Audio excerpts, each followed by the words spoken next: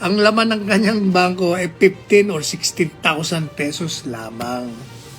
Nagkamali ako. Pag pinirmahan mo to at lumabas doon, mali yung akusasyon ko, magre-resign ako sa Senado at magwi-withdraw ko bilang kandidato sa pagka-vice presidente. Anong kapalit, sir? Hindi, Sampalin ko siya sa publiko. hindi. Wala naman. Ngayon na. Wala pong galunan. Chairman. I'll give you, sampalin ko sa Mr. Chairman. Session suspended. Session suspended.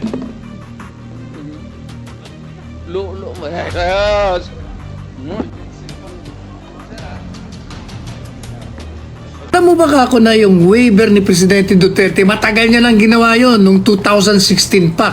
Ang laman ng kanyang bangko ay 15 or 16,000 pesos lamang. Pagiging mayor ko, pagiging talagang presidente, dinibdib ko yan. Wala akong agenda.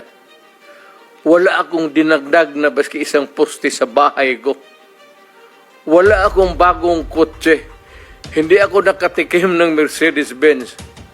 Dinibdib ko talaga ang trabaho ko para sa bayan ko. Mabuti naman tumawag ako sa iyo kasi yung nungalingan ni Trillanes gusto kong i-consulta kasi I have to file libel cases against him. How did you acquire these documents? Nung campaign po noong 2016, meron pong nag-abot sa aming opisina na ang pangalan po niya ay Joseph De Mesa, in-identify niya. So sinabi niya, meron siya mga dokumento na pwede namin tignan. Former Senator Trillanes testified that that document was not acquired legally. It was just given to him, and with that, Mr. Chairman, though you might appreciate that bank records, but for me, Mr. Chairman, I am not a lawyer, but with regards to how authentic is the bank documents being presented to us by former Senator Trillanes, we must ask the AMLA. Alam mo, sa totoo lang, somebody should teach him a lesson in life. Nasanay kasi siya yung magkudita, kung ano-ano. This is not a coup d'etat. We're not attempting to grab power. We're just trying to express our grievances against his government. Kalukuhan ang pinapasok niya sa buhay niya. Okay, Madam Chair, my honorable colleague to my right Madam Chair, is much mistaken. May I please, Madam Chair, I have there is no motion yet because I am speaking, Senator Trillanes. You have a premise that is wrong as usual. So I can answer that premise, Madam Chair.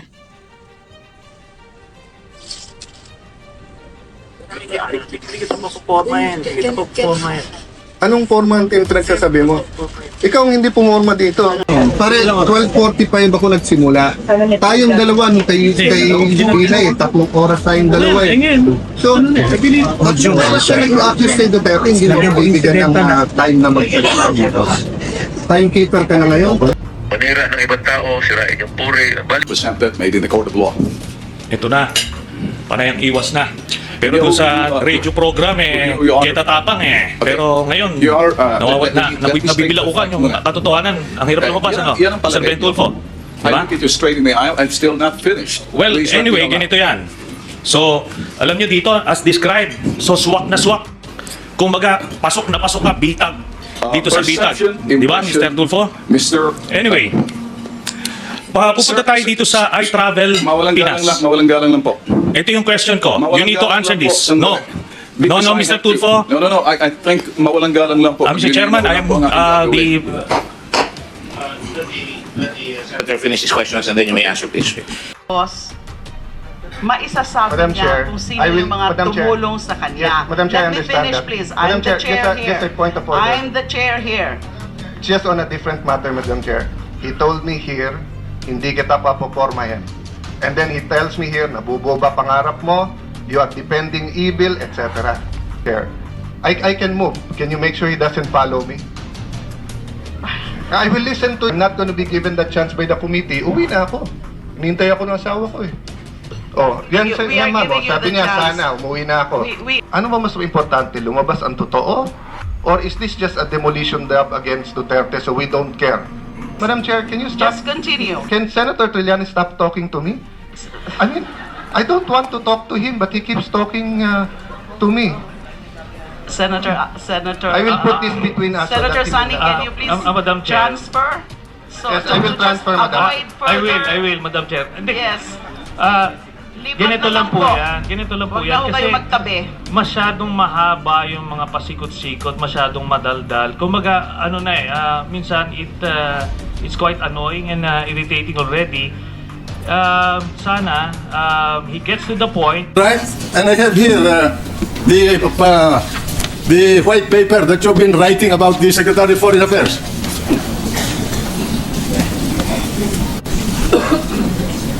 Well, 17 August 2012. You cannot take the hit. He's a coward. I ask you, whom did you talk to in China? I don't need to report to the Senate President, Mr. President. You have a duty I'm to not, report what you do obliged. as a senator to this chamber. And in fact, you have a duty to notify the office of the Senate President when you leave this country to go abroad. But I did And not. the only time that I have authorized you is one time. I do not know how many times you have been to China. My understanding is you have been to China talking to the Chinese government for 6 times already. That is the parcel to me. He traveled to China 16 times, and during his last visit, the 16th visit, shortly, sir, but 2 days after, we lost the Scarborough Show. And he gets away with it.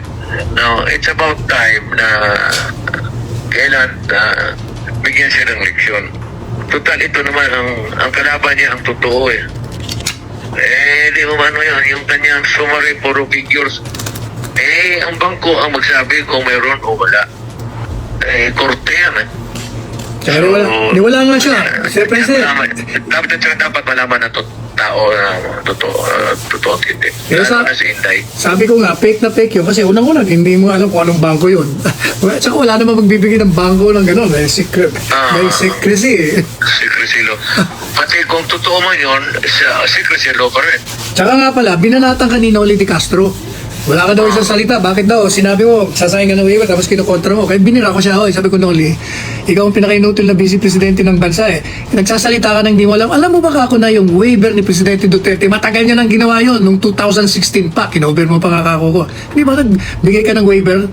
Tanda mo yung waiver? Kaya lang hindi ka ako nirelease kasi joint account. Yung isa, anak niya. Kaya yung bangko, hindi nirelease. Pero sa totoo lang, pinarelease na pa rin. Ang laman ng kanyang bangko ay 15 or 16,000 pesos lamang. Pagiging mayor ko, pagiging talagang presidente, dinibdib ko yan. Wala akong agenda. Wala akong dinagdag na baski isang poste sa bahay ko. Wala akong bagong kotse. Hindi ako nakatikim ng Mercedes-Benz. Dinibdib ko talaga ang trabaho ko